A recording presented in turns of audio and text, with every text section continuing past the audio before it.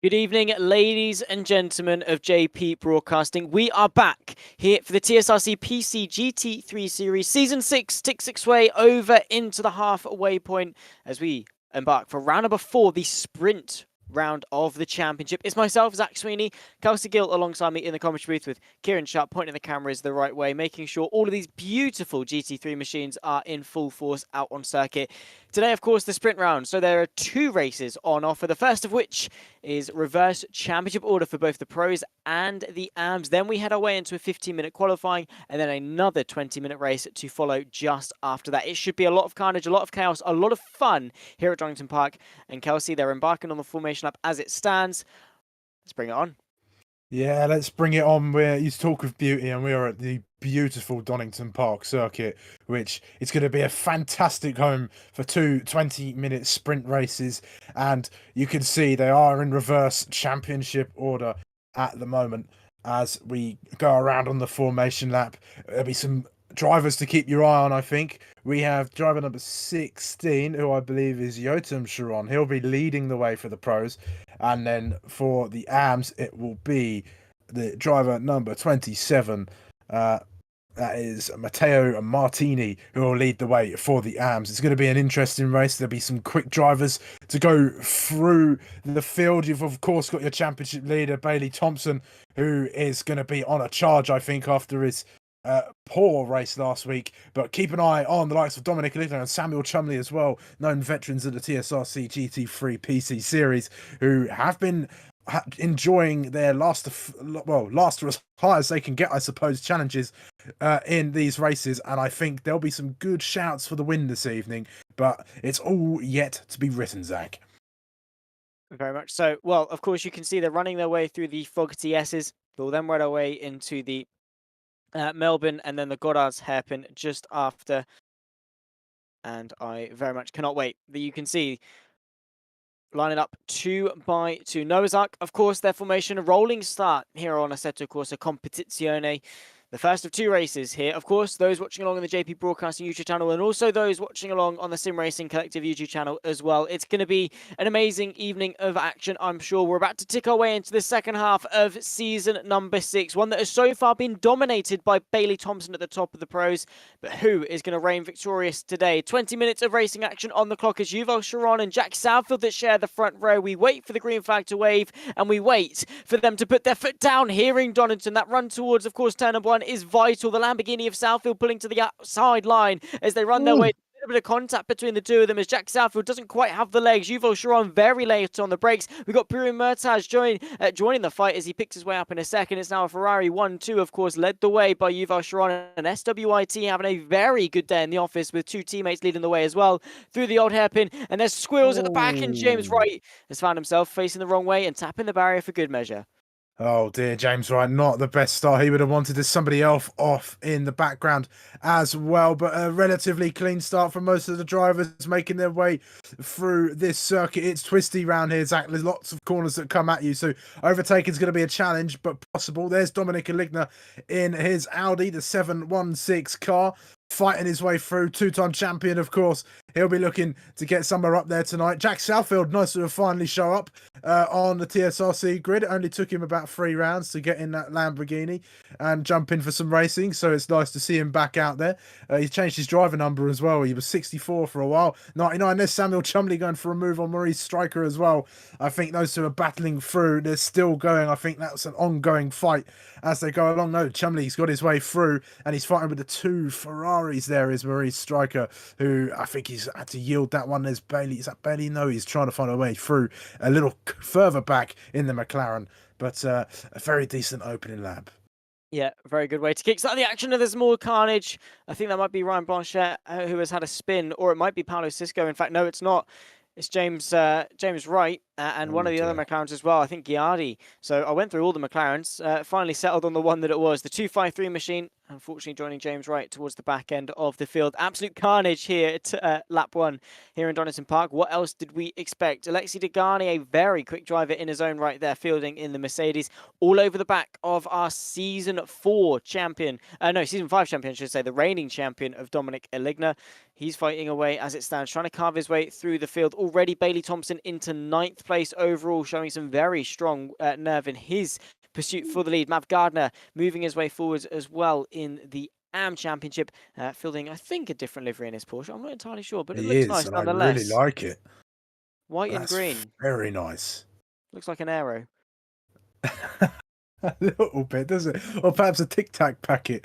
Yeah, but I really like that. The green really sort of punctuates the curves of that Porsche, which really makes it a lovely little livery as we go along. Here's Graham Kerr. I think he's having to fight along with Bailey Thompson, who I think's just got ahead of him. Yeah, his McLaren. You can see that black and blue McLaren there, sandwiched in between the Ferrari of Kerr and the Lamborghini of Ohar. There's Maurice Stryker having a look in towards turn 1. Can he go the long way around, get the move done? He's not quite got the line, and I think he's just going to have to yield to there, try and slip in and get another move as they go through this next S section, as they go through now. That's Craner Curve, an old hairpin as they go along. Can he get anything on there? No, off the track a little bit as well. Won't want to do that too many times. There's Paolo Cisco battling among the AMs as well. All of the Italian contingent cars. Here's Dominic Aligna. What's happened to him? Oh no, he was one of the favourites for a decent position this evening. He's had an incident. He has. He's had something go wrong to him. I'm not entirely sure as to what. The Audi R8 machine as we said, the reigning champion of Season 5 has showcased some big promise since, I think, the end of Season 2 when he joined us. Let's take a look. There's Alexi Degani on his inside, going through turn number 1. He's just forced a little bit wide. In all fairness, I don't think there's too much wrong with that. More just a racing incident than anything. He rejoins the circuit. There's Paolo Cisco, I think, going off in the foreground now. The background of shot, you can see the Italian livery McLaren now side by side into the Fogger TS's. Mav Gardner trying to go to the outside of Miller. He's going to do exactly that. Beautifully done in the mint green white Porsche combo. The 805 picks his way past another position. You've then got Leparati in that very nice split liveried Porsche as well, ducking to the inside of the Melbourne hairpin. Dominic Aligna caught in all of it though. Not the place he'd want to be in the opening laps.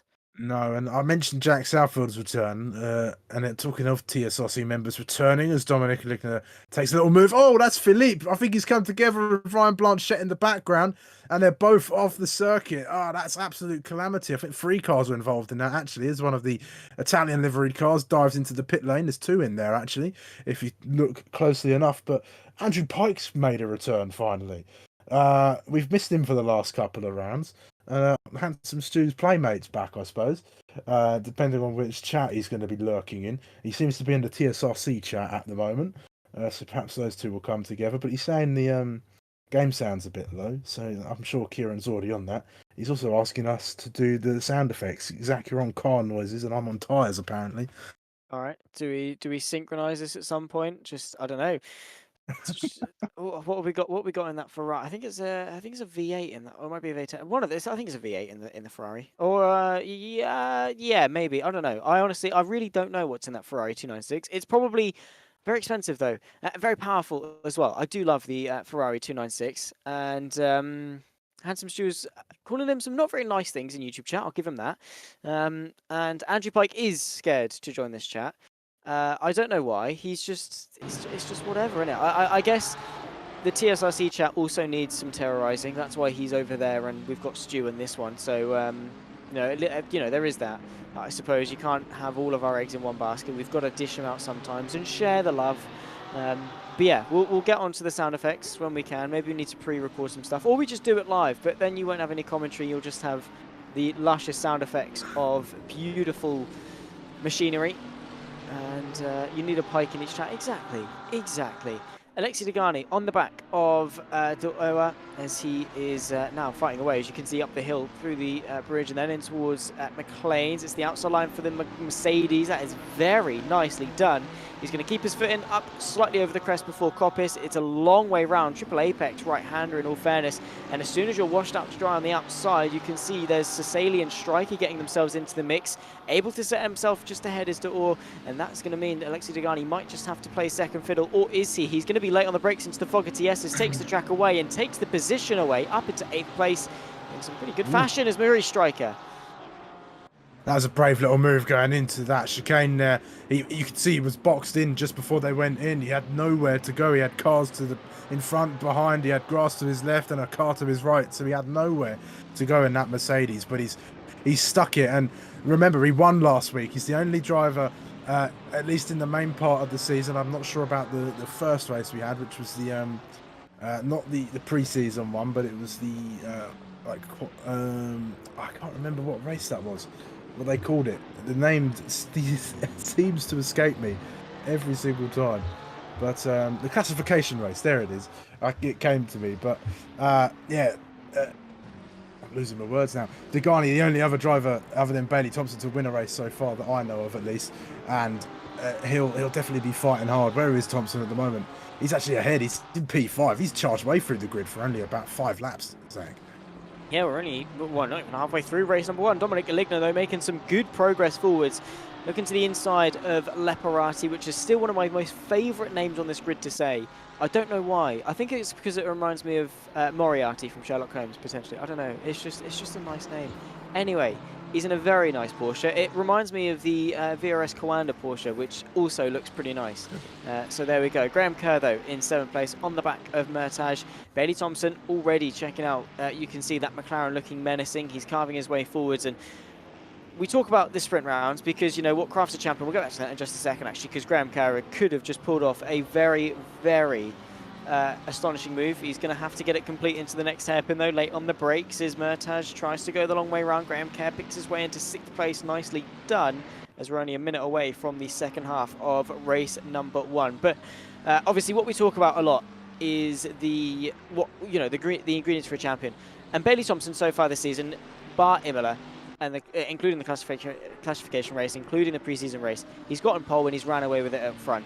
Don't get me wrong, that is a beautiful skill to have, but you're not always going to have that luxury, right? You're not always going to put in that amazing lap time in qualifying. You're not always going to start towards the front of the field. Bailey Thompson right now has proved that even with a reverse championship order race, and the pro field isn't small, he did start quite far down, he's still swiftly made his way into 5th, and we've still got half the race to go.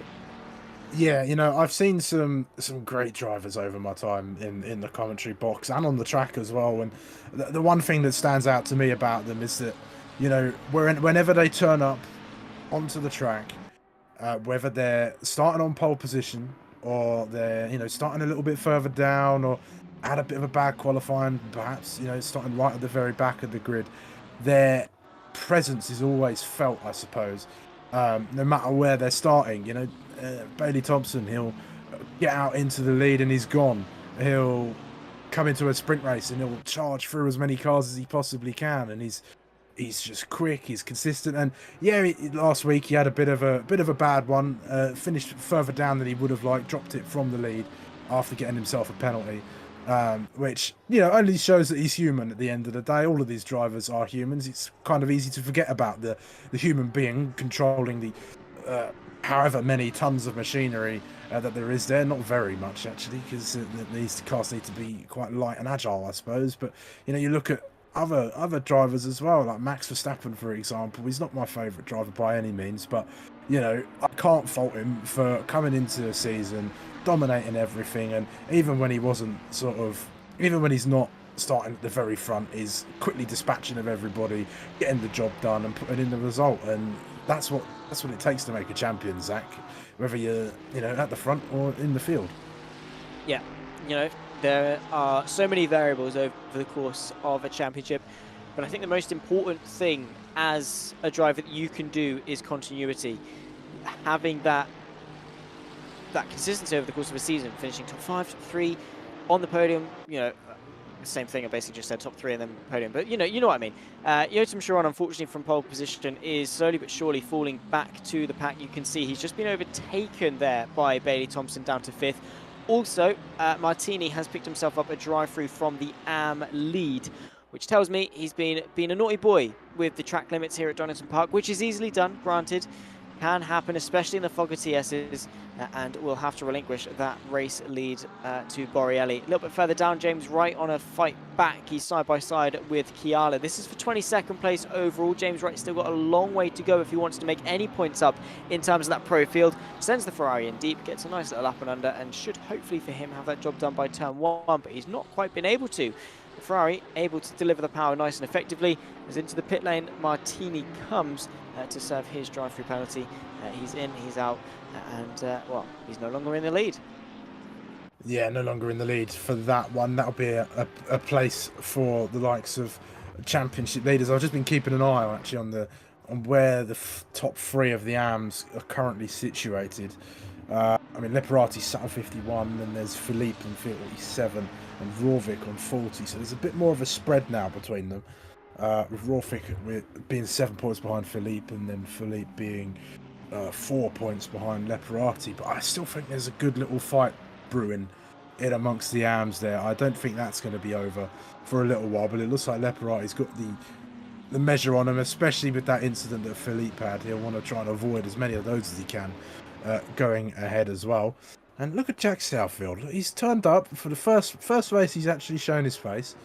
And he's in the lead of the race, not by much. Yuval Sharon is on the case, chasing him down. Samuel Chumley there as well, getting involved. So we've got a 3-car fight for the lead of this race. I'm sure Andrew Pike is cheering him on and perhaps crossing a finger that he crashes, perhaps, on the sly as well. But we'll see. What's he saying in the chat at the moment? He says, look at the key leaderboard. 99 equals wins, he says in the TSRC chat.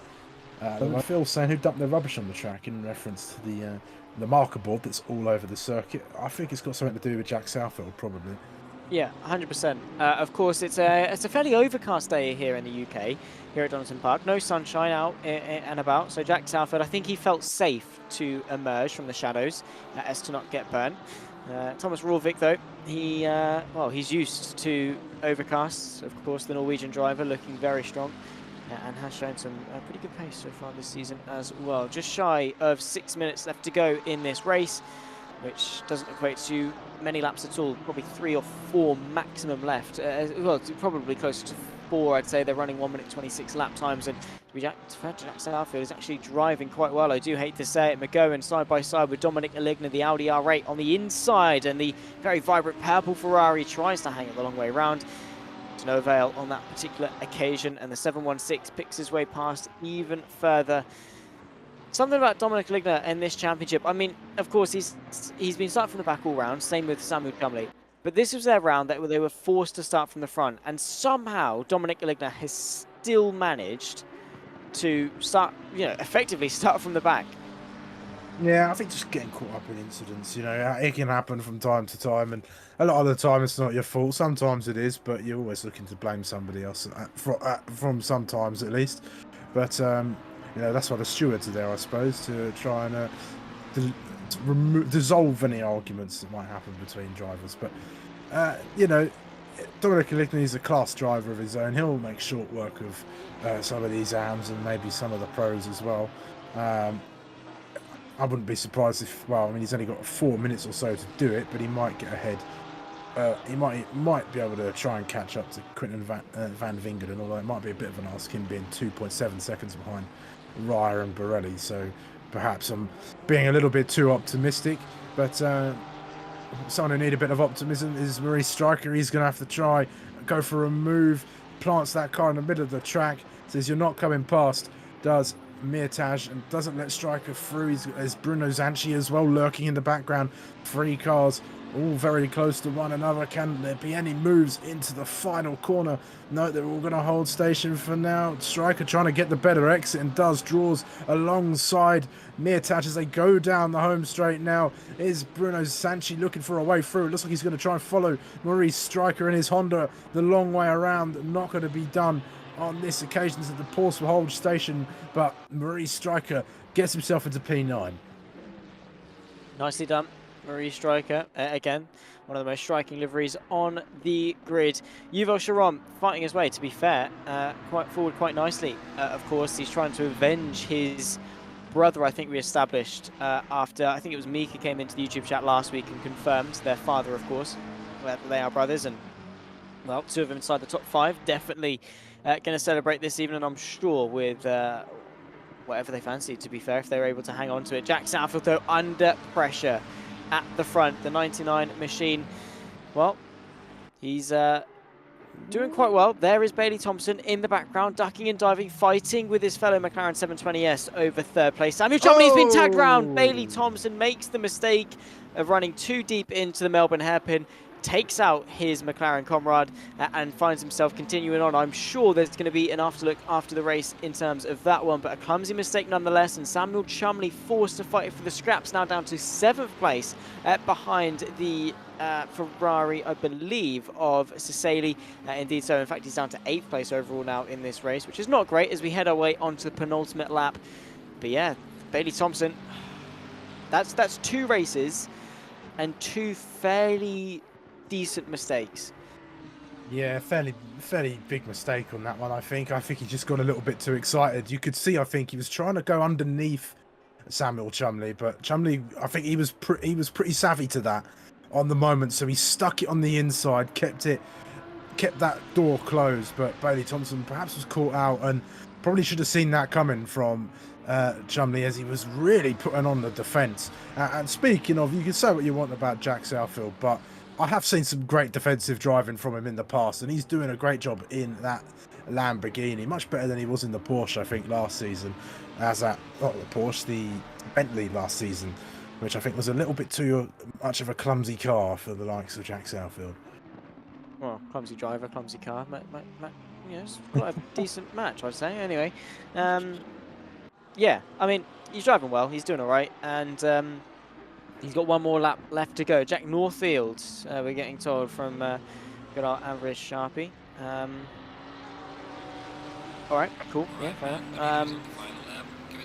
He's yeah, doing all right. To be fair, you know, I'll give him credit where credit's due. He's driven all right today. Same too as Marco Borrielli. To be fair, he's fighting away with Luca Raya. This is for the AM lead. Raya, the 33 machine, goes to the outside of the Melbourne hairpin, snatches 14th place away, but there's contact. He's trying to squeeze his way to the inside. Off the road goes Luca Raya. Marco Borrielli continues on, though, controversially. I'm sure, well, there's probably not even going to be much controversy with that one. No. That is clear cut. Borrielli fitting his nose into a gap that definitely did not exist. And as far as sim racing controversies go, that definitely does not stack up to recent times. And Borrielli is, well, he's going to take the AM lead, but I don't know how happy Luca Raya is going to be. No, I don't think he'll be very happy at all. He should have backed out as soon as that first bit of contact was made, but he just went for it, didn't he? And there was no gap there, really. There wasn't the car's width for him to even try and go. He had 2 wheels off the track attempting that move. He was on the grass, giving it a little trim just on the very edges. So not the ideal move. And we've got 2 seconds left. I think this is our final lap, Zach. And it looks like Jack Southfield, this is his race to lose. It is. Southfield has risen to the occasion. I don't know what they've given him for breakfast. I don't know what has been in his Weetabix today. I don't know what SPF he's wearing in the cockpit. But one thing is for certain. Race number 1 here in Donington Park is going to go the way of Jack Southfield. He's dominated, he's held his nerve, and he's beaten Yuval Sharon and Bailey Thompson to the top step of the podium. Francesco Cesali comes across the line in 7th. We'll see our AM leader of Marco Borrielli across the line as well. There he is. After this time last lap, driving into the back of Luca Raya. I don't know how he's going to feel about taking this win, but provisionally, of course, he's on the road, going to cross the line first, and therefore take the AM victory of race 1 here in Donington Park. Well, there we go. To be fair, not a bad way to start this race. Well, yeah, these races. Evening of racing, if you want to put it that way, I suppose. But yes, not a bad way to go for them. As we go through, just getting the last few drivers, Philippe way down the order than he would have wanted to be. That's not going to help his championship campaign at all. Thomas Rovik as well. Where did he finish? 1, 2, 3, 4, 5, 6, 7th. So there'll be some time for some redemption, I suppose, for qualifying, as there will be the second race yet to go. So this should be an interesting second half of tonight. But Zach, I'll let you run through the grid. Thank you very much. Yeah, of course, after 20 minutes of racing action, we'll run you through the final grid order, of course, when we can see it on our screen. All I do know is that Jack Southfield was taken to the top step, followed by Yuval Sharon and the man himself, the championship leader of Bailey Thompson, who effectively did win last week at Imola thanks to a drop round. He, I think in the end, finished 10th place. 9th place in the end. There you can see the final standings. Jack Southfield, Sharon, Thompson, and then the other Sharon inside the top 5 as well. Graham Kerr rounds it off with Alex Degani in 6th. Francesco Cesali taking the fast lap in 7th. Then comes Samu Chumley after being tagged round by his fellow McLaren and championship leader Bailey Thompson, only 8th. Marie Stryker and Bruno Zanchi, the top 10, with Mertage de Quinten van Wingerden and Dominic Aligna rounding off those of the pros that all finished ahead of the AMs. Marco Borrielli won the AMs for now, ahead of Mav Gardner. Luca Raya at the podium. Then comes Leparati and James Wright, the final driver in the pros, to find themselves inside the top 20. Then comes Jim McGowan, Chiala, Rovig, Blanchet, Martini and Philippe, the top 25. Passanisi, Miller, Zampieri, Gameo and Ghiardi round off the top 30, with Paolo Cisco and Stuart Pryor in 31st and 32nd position. A lot of drivers not finishing on the lead lap, a lot of drivers not really having the best days in the office, but now they get to put themselves where they deserve to be on the grid, Kelsey, because we've got a 15-minute qualifying session before we head our way into a 20-minute race too.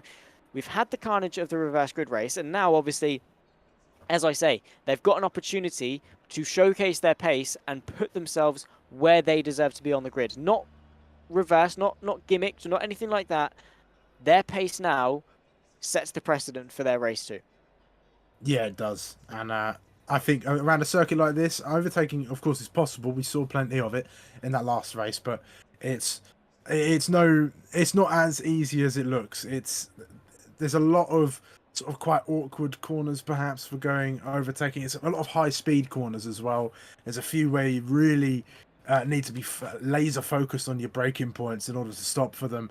And like I said during the build up to the first race, it was there's a lot of drivers, a lot of places, a lot of corners that sort of come at you at this circuit. So it's going to be quite the ask for it when it comes to the race. So the qualifying is going to be very, very important. And I will not be surprised to see Bailey Thompson on the top step of on the top step of the grid, at least for the starting of the qualifying session. So, well, for the qualifying session, I should say.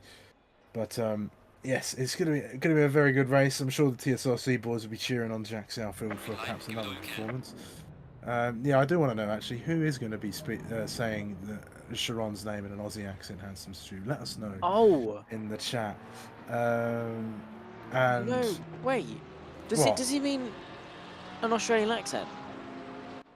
Because the way he's put it, Aussie. Oh yeah, maybe. Yeah, you know actually, what I mean? no, you're right. Yeah, Aussie's voice. I read it as Aussie accent. So yeah, no, he's right. Get those two mixed up? Who is Aussie? Hang on, is it Ozzy Osbourne? Ozzy Osbourne, yeah. No, Sharon! There you go, Stu. That's as close as you'll get.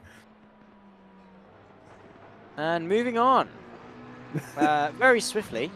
Welcome into Nathan Richards, of course. Thank you for joining us in the chat. Nice to see you, of course. It's been. Hang on, let me have a look at how long it's been since I've worked with Nathan. It was on the TSRC 500 series a while ago, like a long time ago. Now, what? Wow, when was that? It was the 22nd of July. Blimey, that is a good old long time ago. 3 months essentially, which is it's been too long. We need to find something, Nathan. We need to jump on it. We need to get going, mate. All right, yeah, Valencia, all the way back in Valencia. 3 hours I had to spend with him. Blimey. And then, of course, we rounded off the stream in great fashion in a way that I'm never, ever going to live down. For those that know, they know. For those that don't, well, probably best to keep it that way. Bailey Thompson going to be one of the first drivers to cross the line to start his first flying lap here in Donington Park. Of course, running your way into turn number 1. It's all about trying to make sure you get a good enough exit because it is a long run through the Craner curves. You want to maximize that run going into Hollywood and then through the Craner curves, then towards the old hairpin. It's very easy to get caught out. And then, of course, the old hairpin, braking in a straight line, bringing the car to the apex, not running too wide either on the exit. Bailey Thompson and that McLaren definitely look, well, at one around Donington. Yeah, he does. He looks laser focused on the circuit, doesn't it? And it takes a sharp and aggressive setup around here to get a good lap time of this circuit. And it looks like Bailey Thompson's got quite the measure. He's just that McLaren's almost an extension of his body, and that's exactly what you want to get to as a driver, whether it be in real life or as a sim racing driver. I think I'm only a week into my campaign of starting to use a racing wheel as opposed to a controller, and it is been quite the shock to the system, but I'm getting there despite being lapped twice in the first race of the season that I've just started. So we won't talk too much on that one, but you know, we're looking forward to round 2 is all I'll say on that. But yeah, this Donington Park track is a pleasure to drive, and Bailey Thompson is going to come around to finish off his lap. What's it going to be? I think it'll be the fastest time out there at 1:26.1. Not a bad lap time, but Sharon, hello, welcome in.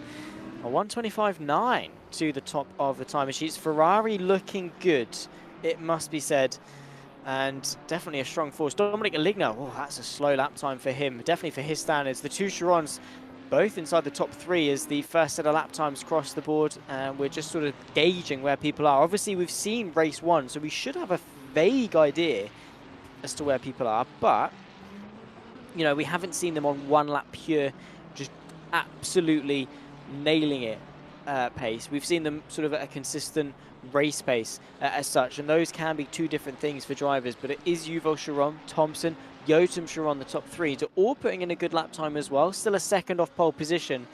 We're still waiting for the majority of drivers to put a lap time in. I have to say, Donington Park is a short circuit for 31 cars to be going around. That doesn't really leave you a lot of space to be on your own.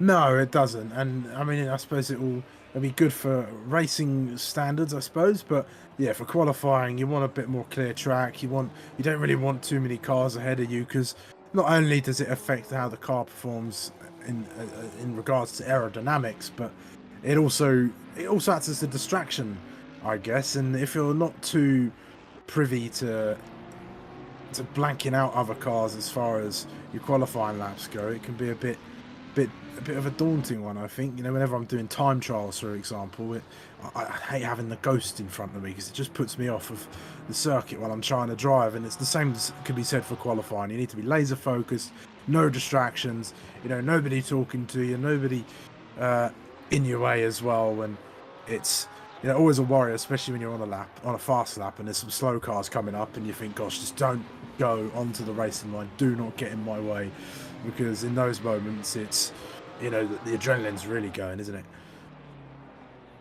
It really is. And adrenaline spike, it can be your best friend, it can be your worst enemy. It depends how you harness it as such. I know a lot of drivers like to keep themselves, you know, nice and calm and try and control the nerves, ride the wave with it. But I also know a lot of people just like to ride the surge and use that adrenaline to pump themselves up. Sort of, I suppose, to like anyone that's sort of savvy with the gym, sort of like sniffing pre-workout before a big deadlift or something like that, to really get the blood flowing, or whatever it is, whatever they do.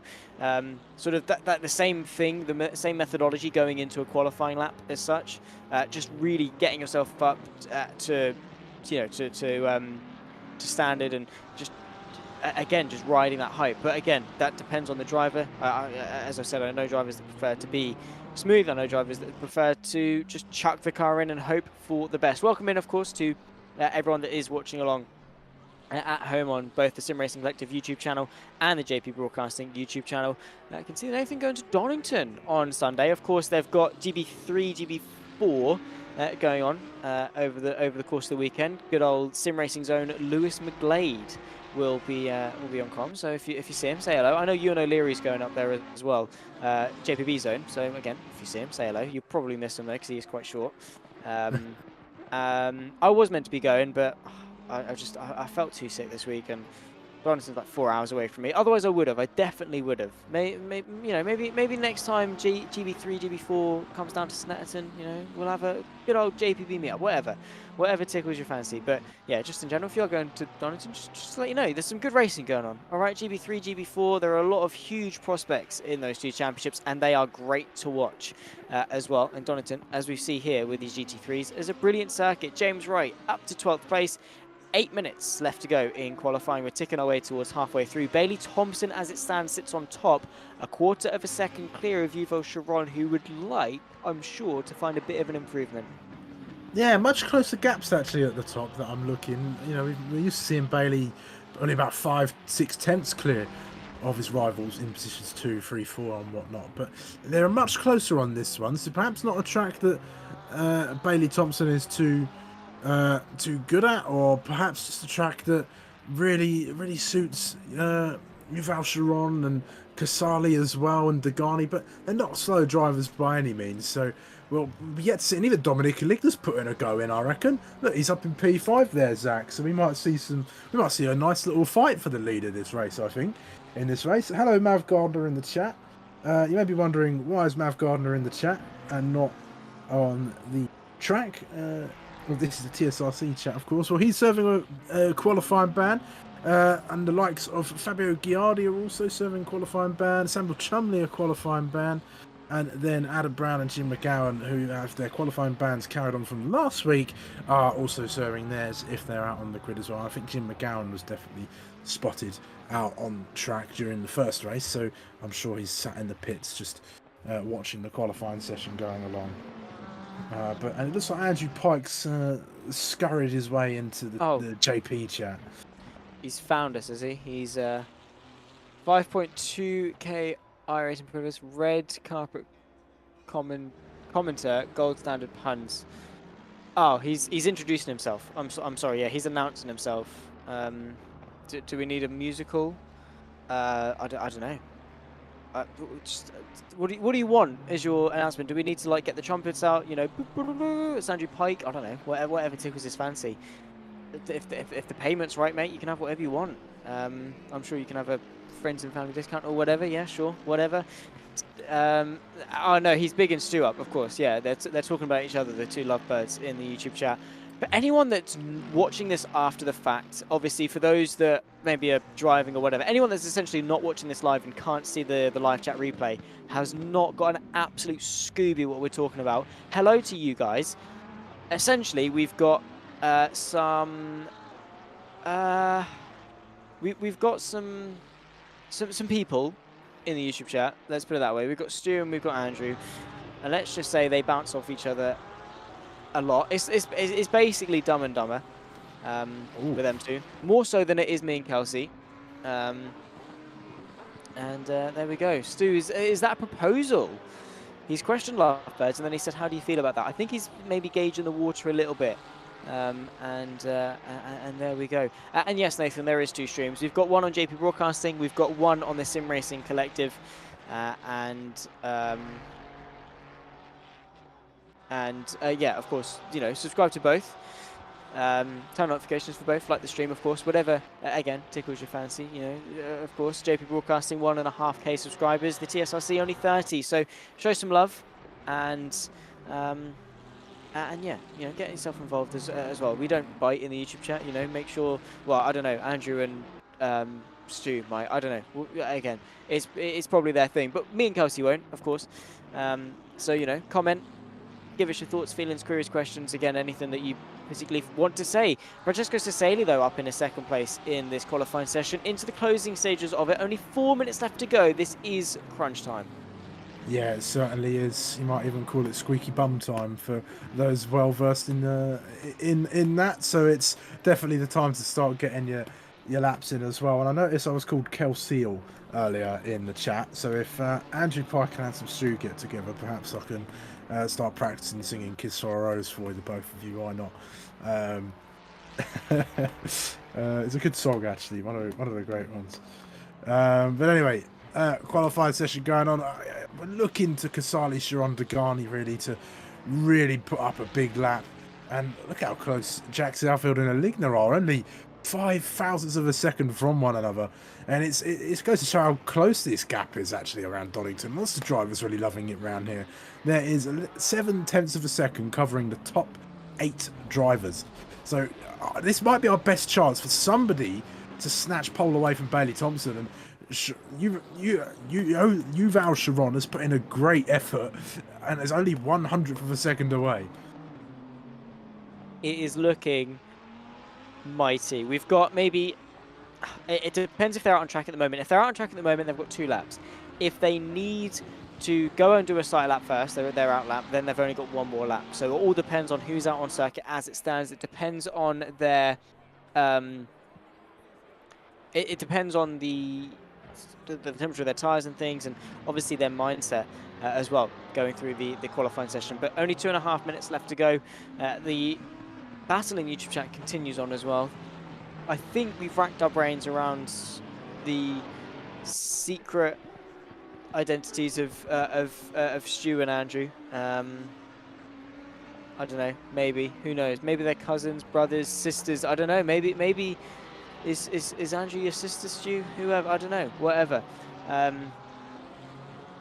don't even know where I was going with that. Anyway, yeah, the 2. Of course, Nathan as well, touching on the fact that if Dumb and Dumber is involved, then we do need to get Lewis McLeod involved. We do. He's special. But he's a 2-time award winner in sim racing, so he knows what he's talking about sometimes. Of course, does GB3 and GB4 as well. So that's Lewis McLeod for you. So as stupid as he might be, he's all right sometimes. My thoughts on blue flags: I'm colourblind, so I can't see him. So enough said. I'm not going to do a James Parfit and go on for the majority of the stream talking about them. Francesco Cesali, though, up in 3rd place. 1.5 minutes left to go. 1/10.5 separating the top 3. It could go anyway. Yeah, this is probably one of the tightest qualified sessions we'll have this season. Cesali coming around the final corner. I think he's preparing for a lap on that one. He took a very wide line, looking to get the best exit possible in that Ferrari. So we'll yet to see what he has behind the wheel of that lovely olive green Ferrari that's making its way around the track for the final time. We've got a minute left in this qualifying session. Marcel Hess is saying in the TSRC chat that he's so sad he can't attend due to work. I know how that feels. I recently missed out on a championship fight due to work commitments. So sympathies there, Marcel. What do you mean I don't have a job? Just don't. Don't have a job. Yeah, I suppose, you know, I could have just put my priorities down, but you know, if that was the way the world worked. James hasn't got a job. Well, this is his job, Zach. It's not a real job, I'm taking. No, because funnily enough, I get paid more from commentary than I do my actual full-time apprenticeship, which is both disgusting and great in the same way. So it is a real job. It's just virtual racing. So yeah, fair play to James. But yeah, it just, if in doubt, just make sim racing your job. Because why wouldn't you? Yeah, why not? And looks like Andrew Pike's causing some shenanigans, or at least he might have an evil twin out there, perhaps. I don't know which one would be the evil one, though. Maybe they both are. Both of them. The bold one. Yeah, both. Oh wait, that doesn't narrow. Well, there's apparently an Andrew Cod, says Kieran. So you never know. But the checker flag's out, Zach. It's the end of qualifying. What can Jack Southfield do as he comes across the line? What's he got in the tank? Not a lot. He improves his lap time, but not his position. No, stays sixth. In the end, it's Thompson. Sharon is out on circuit as well. Is he going to find that 18,000th of a second improvement to tip the championship leader to pole position here for race 2 in Donington Park? Maurice Stryker as well out there as well. He's in 8th place. Only needs a couple of tenths or so to see him up a number of places. He improves to 7th ahead of Graham Kerr. We're still waiting for the final last couple of people to cross the line. One of them is Philippe, the Vulcanhorse Motorsport driver, the Croatian. Their second place in the Anfield as it stands, in a very nice looking BMW livery, as he's about to round the final chicane, and he's got a tenth, less than a tenth to Rovig for 12th place overall. Not an improvement on his lap time, stays where he is. Bruno Zanchi as well, another driver that only needs a narrow improvement to improve his positions. And there we go, Bruno Zanchi into 6th. After qualifying, it's Thompson on pole with 1 purple sector to his name, narrowly beating Yuval Sharon, who will join him on row 1. Then comes Francesco Cesali in P3. The top 3 all taking a purple sector each, funnily enough. Alex Desgani rounds off row 2 with Dominic Aligna in 5th. Then comes Bruno Zanchi, Jack Southfield, Maurice Stryker sharing row 4 with Graham Kerr and Jotam Sharon, the top 10. Then comes Quinten van Vingerden, a bit more of a successful qualifying than he had at race 1.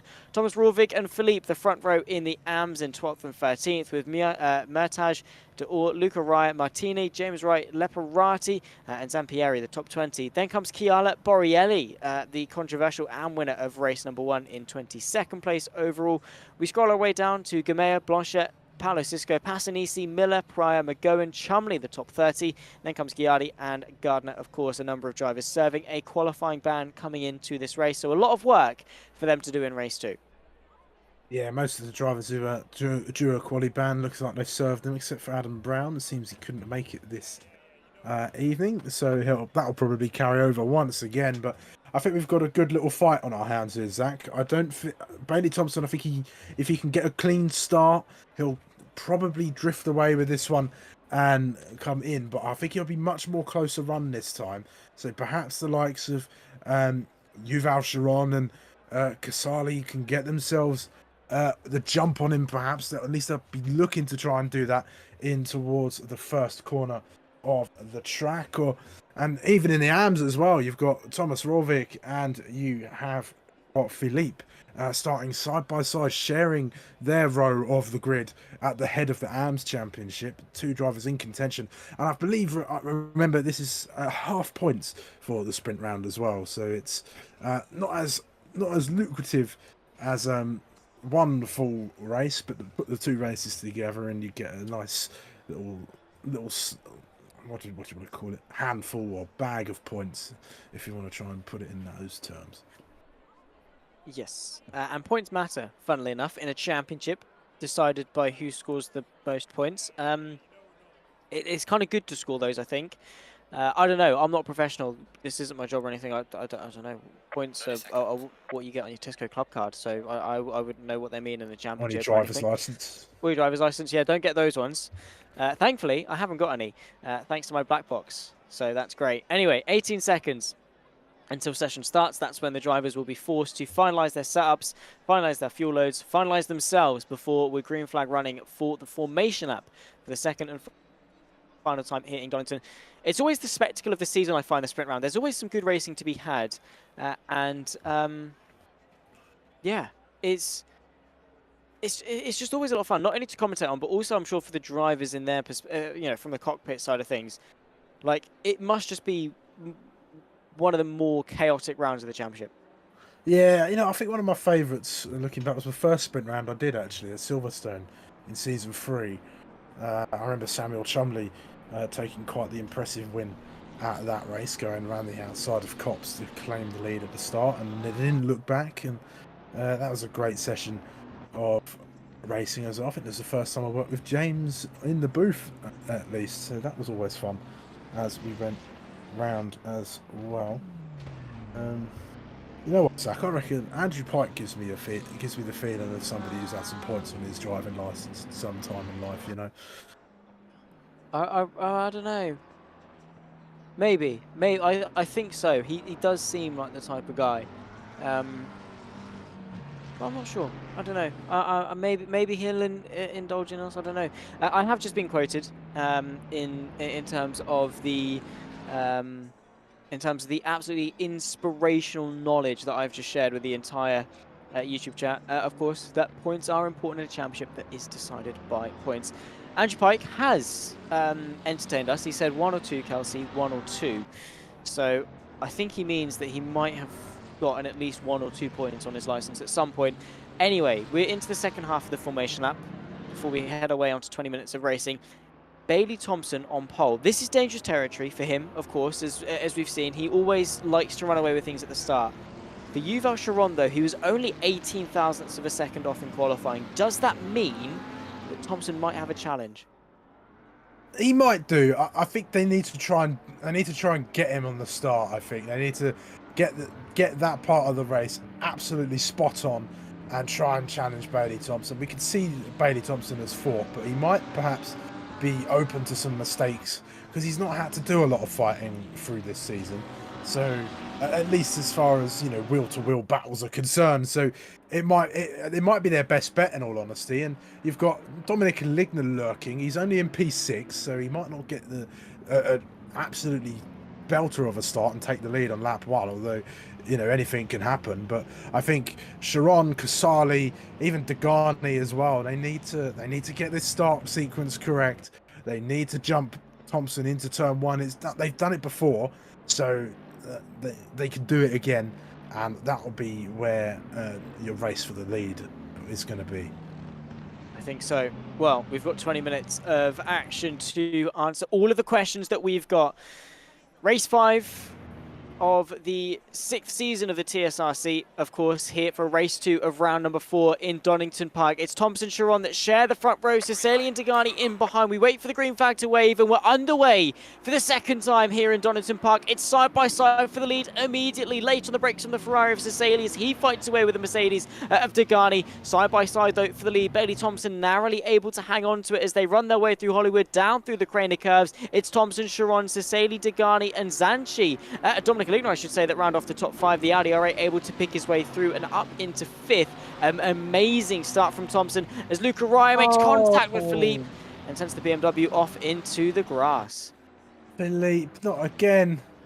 Oh, I feel for him. He's had so many times where he's just been spun round during the race, and it's really going to hamper his championship this season, I think. As far as AMs are concerned, there's a lot of cars off the track. 2 of the Italian Mafia cars on there, or the NERT racing team.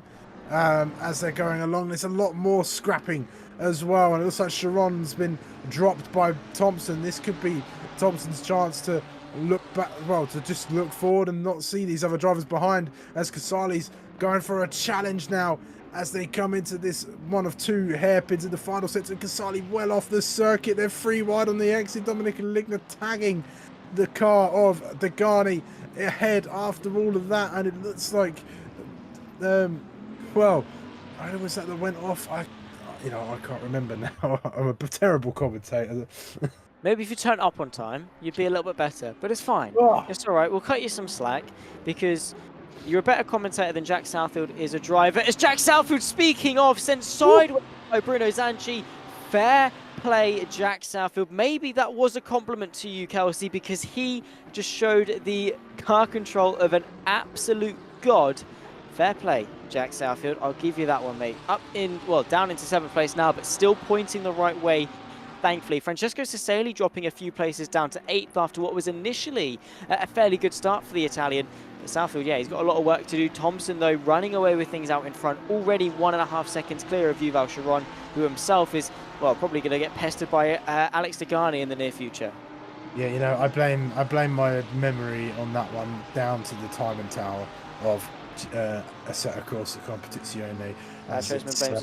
I mean, well, no, well, you know, we like to throw some shade on the commentator of accessibility of this sim. So it's, you know, it's a fair one. It's a fair cop. Although you'd think I'd be used to it after what 3 seasons now. As what's happened here? I think, is that Jack Southfield involved in that? I think that's one of the Sharon brothers as well. Yeah, look, there he is, Jack Southfield. He's up to his old tricks, perhaps. He's tagged somebody in a fight, and he's gone off the circuit. yeah, he has. That is mildly unfortunate, but it's racing. It's the way the cookie crumbles, unfortunately, sometimes as well, and well, not the way that we would like to see things happen. Luca Raya up there in the podium fight for the AMS. Of course, Rorvik is leading the way, and thankfully has got the pro of Mertage between him and Leparati, who himself is looking backwards in this fight with Luca Raya. In fact, no, he's not, because Leparati has found his way past Francesco Cesali, who's very slow. Is there some damage potentially onto the Italian's car? I'm not sure. He might have some. It's one we'll have to try and investigate throughout the race, I think. Meanwhile, I mean, I'm just looking. Samuel Chumley's in P16 already, so up to his old tricks. Casali way down the order than he should be after that incident at the penultimate corner. But looking to the inside of the Porsche of Leparati, who is going to be trying to hunt down Thomas Rorvik, I think, for the lead of this AMS race. Doing quite well for himself, I think, and is going to perhaps cement himself toward the top of that AM table. Here's Samuel Chumley, late on the brakes, gets that orange McLaren stop just in time, back onto the racing line, and that's P15 for the 111. Nicely done. Samuel Chumley, of course, got tagged round in race number 1 and was forced to finish towards the back end of the top 10. Now he's back with a vengeance, of course, in his usual fashion of not participating in qualifying and fighting his way forwards. He's showcasing a lot of prowess and overtaking ability. Quinten van Wingerden, the Dutchman, gets the up and under on the Lamborghini of De Oor. They run side by side through Hollywood, now down the hill through the Craner curves. The Lamborghini forced to play second fiddle as Van Wingerden making moves forwards in this race. Up through the old hairpin and, well, down and then up, I suppose, out of the old hairpin. Quinten van Wingerden, he's got a little bit of a gap to Graham Kerr, but the bigger the gap he can put between himself and Orr and co, Rorvik, Mertage, Cesali, Leparati, Raya, Chumley, Wright, all of whom are nose to tail, the better. Yeah, of course, and there's going to be a lot of scrapping through this. I think this is the nature of the circuit. They're all very close together, and the shorter race as well is going to allow for that. I don't think there's any mandatory pit stops if my knowledge is to be assured, so they don't have to come in and change tyres during these sprint rounds. That's saved for the longer events of the 40-minute races. Samuel Chumley looking to go for another move. He's going to try and get past Luca Raya. This looks like a happy hunting ground for the 111, as it looks like he might have another position, although he's going to be having to fight this one. Perhaps no, he goes later on the brakes, gets it done, has that little outside line. Oh no, he's around. They've made contact. Oh, not again. Well, yeah, well, that's just, well, you know, you all saw what happened. I mean, it is unfortunate those things happen. It's racing, and not what we'd like to see, obviously, but, you know, it's Donington Park. It's a sprint round. Stakes are high, pressure's high, adrenaline's high, mistakes happen, things happen. And that's just the name of the game when it comes to racing. You know what you're signing yourself up for each and every single time you get into the car, or I suppose load into the car, I suppose, in the sim racing sense. You know what can happen. You know the liabilities that are there. You know the responsibility you have as a driver and the responsibility you undertake when you enter a competitive nature. Some things go wrong. And well, you've got to take those responsibilities. You've got to learn from them. You've got to bounce back, and well, maybe hope you don't get a penalty. But if you do, obviously take it on the chin and say, please, not Kelsey, you've got absolutely no say in the banhammer. Please, Kieran Sharp, don't smack me with a banhammer. I have a family. Side by side in the background is, well, there's a big old boink from Kieran Sharp, I think, in the form of Leparati, who was way too late on the brakes. And, well, he's very swiftly going to find himself with a penalty, I'm sure, after this race. James Wright up into 12th place, fighting away, or at least was fighting away with Leparati. I think was one of the victims that got ploughed into the side of by the Porsche. There you can see in the background. Side by side, further back, we've got Borrielli and Philippe fighting for 25th place overall as we approach the halfway point of this race. But all in all, Kelsey, there's been a little bit of clumsiness out on circuit. Yeah, a little bit of clumsiness. I think that comes down to a little bit of impatience. I mean, this isn't the reverse grid, of course, but that's more of a thing during them. But I think this is slightly more scrappier than that first race, I think, and maybe just that first race and that qualifying have maybe taken a bit out of the drivers, and that's unsettled their reaction times, or it's unsettled their flow a bit. And that's perhaps affecting how they're racing out there with one another. It can do that. We are all human, you get a little bit tired, or, we just get knocked out of that flow when you have something that sort of interrupts the session. So it's easily done out there for sure. And just patience in general in racing, as Jack Southall goes for a little move and James Wright shows him the door, and then he clips the number 9 car. Was that the number 16? I think that's Mirtaj, number 19. There you go. Who's been sent around in the Ferrari in that little scrap there. So Jack Southall will get a couple of places, although he's got Samuel Chumley for company now as they fight along. But yeah, patience goes a long way in motorsport. It does. And yeah, again, it's one of those ingredients that crafts a champion that we touched on a little bit earlier on with Bailey Thompson and fighting your way forwards. Patience is another one of those things. There's a time and a place for sending moves. There's a time and a place for being sensible, sitting behind, and playing the long game. Yes, it's only a 20-minute race, but you still play the long game and you weigh up the risk versus the reward. Is that extra place worth the risk of what could be both of your races in the bin? So yeah, definitely practicing patience is not a bad idea. Yotam Sharon, though, after his earlier shenanigans, seeing him drop all the way down to 24th place, might be driving with a little bit of frustration, a little bit maybe normal, a little bit maybe more than normal. Yeah, and now he's fighting amongst the AMs, which aren't really going to gain him any more points out there. So it is frustrating. It's horrible to be stuck at the back or well out of position. And the race that I had just this Tuesday, I spun on the first lap, and that was me sort of done. And I drove around. I did feel frustrated, but you can't give up. You can't. As much as you want to retire, you can't, especially if there's points on offer. Because even if it's a handful of points, it's still points at the end of the day. And as the old saying goes, you've got to be in it to win it. That is true. Yeah, to finish first, you must finish. And you can be leading the race for the whole of it, for 14 of the 15 laps that we have.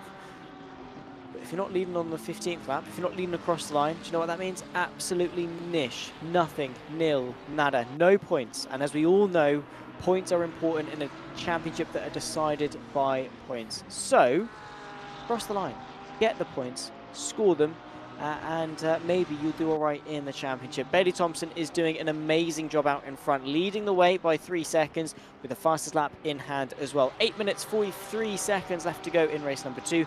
Quinten van Wingerden locked in a fight with Francesco Cesali, who himself, in all fairness, They start to pick up the pace a little bit. I don't think it's enough really to see his race, change, dramatically as Samuel Chumley looks to the inside of Thomas Rorvik for 11th. Rorvik driving an amazing race there in 11th overall. A couple of places clear of Leparati in 2nd in class. But yeah, all in all, not too bad for the Norwegian. Yeah, I think this track's really suited his driving out there, and he's in the Ferrari as well, which is not a bad car by any means. I mean, look how many Ferraris are out on the grid.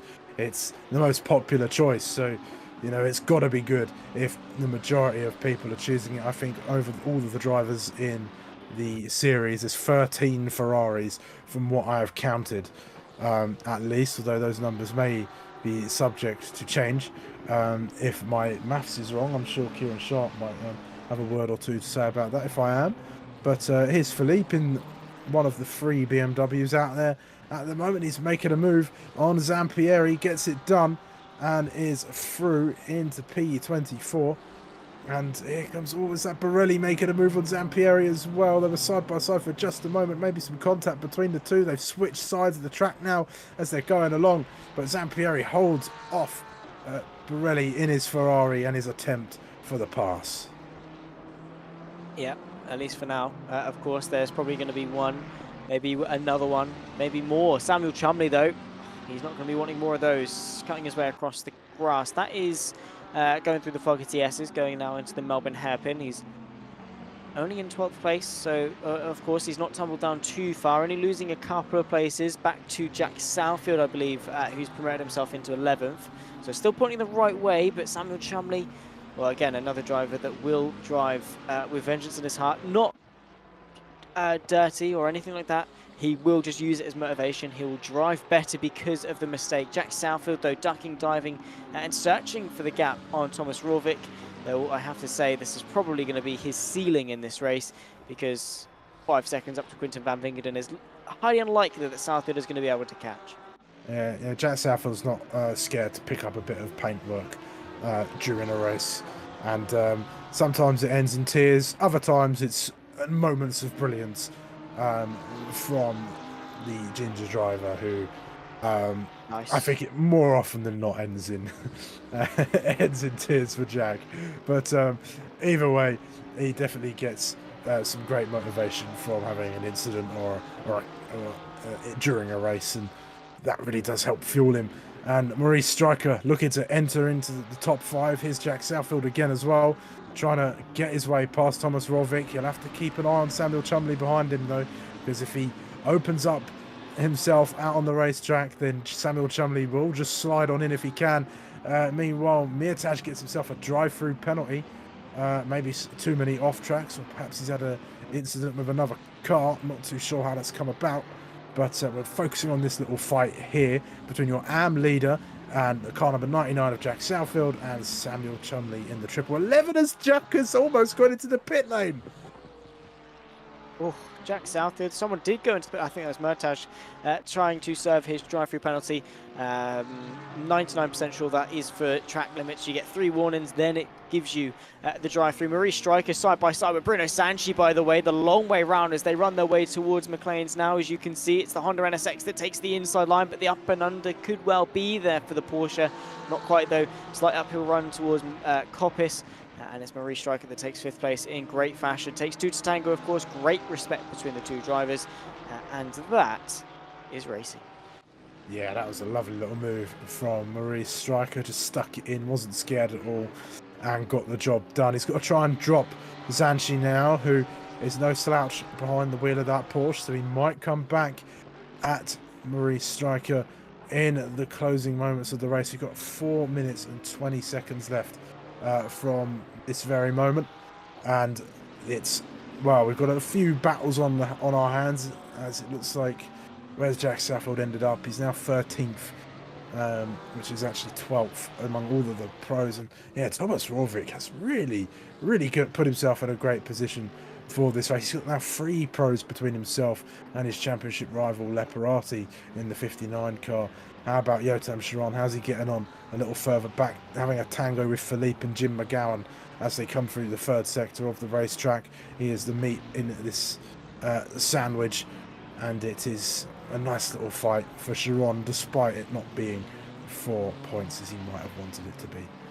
Yeah, not at all the caliber of race that he would have wanted.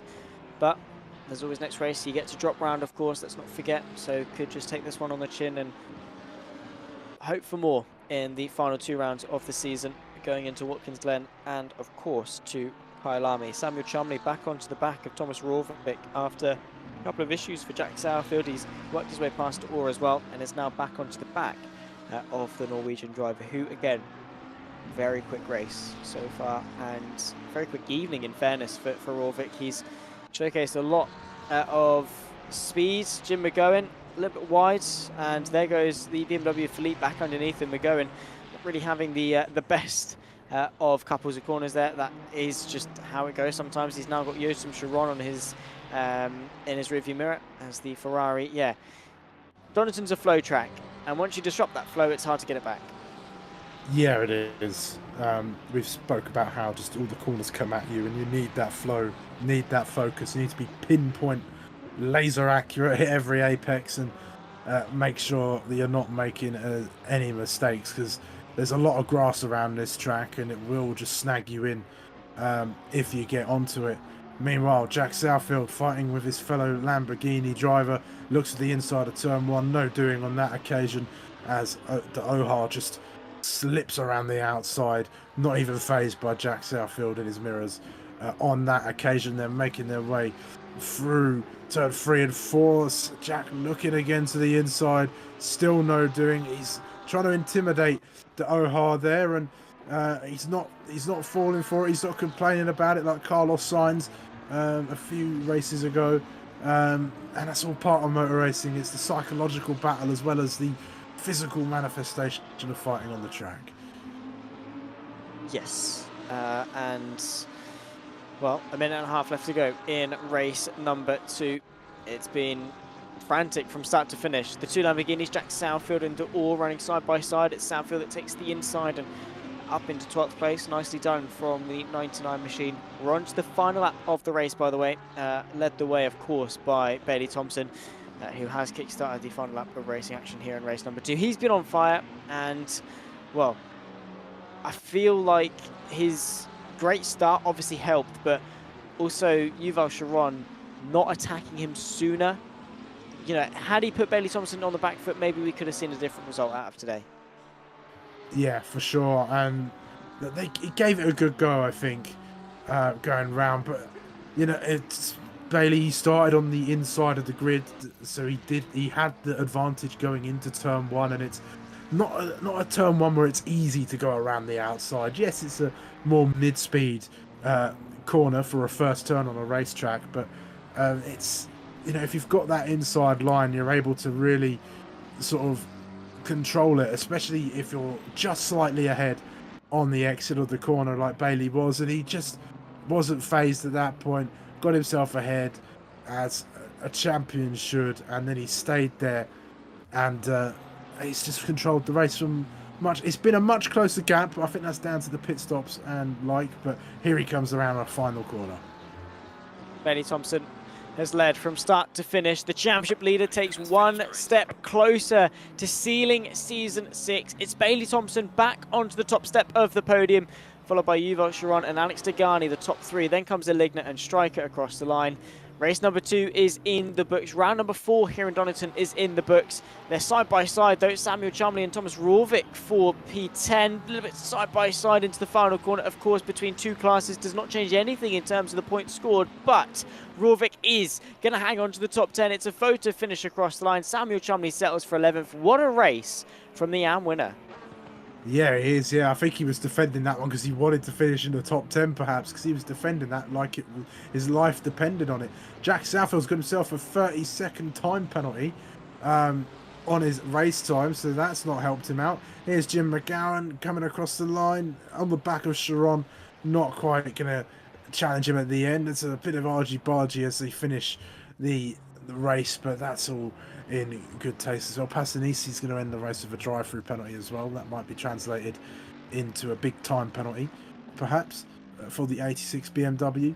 But a good couple rounds of sprint racing as we've returned to the UK once again, which has always produced some fantastic sprint races, Zach.